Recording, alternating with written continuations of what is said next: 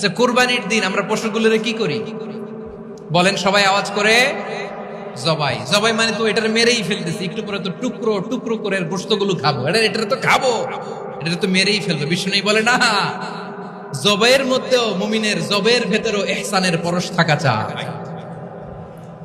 যখন জবাই করবে প্রাণীটাকে হাত পা টাইট করে বেঁধে নাও, ছুরিটাকে শার্পেন করে নাও, ধারালো করে নাও, যাতে অল্প সময়ে জবাইটা হয়ে যায়, প্রাণীটা যাতে কম কষ্ট পায়। সুবহানাল্লাহ পড়ে। দিস ইজ কল্ড ইহসান। আল্লাহ তাআলা যেমনি আদলের আদেশ করেছেন, ন্যায় বিচার জাস্টিস এনশিওর করতে বলেছেন, সমাজে ইহসানের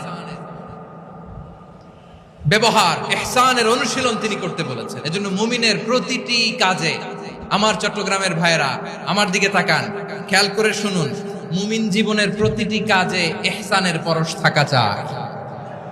আমরা যেন আমাদের পরিবারের প্রতি ইহসান করি, আমরা যেন আমাদের কর্মচারীদের প্রতি ইহসান করি, আমরা যেন আমাদের কলিগদের প্রতি ইহসান করি, আমরা যেন আমাদের ভাইদের প্রতি ইহসান করি। মুমিন জীবনের প্রতি কাজে ইহসানের পরশ থাকার দরকার আছে না নাই?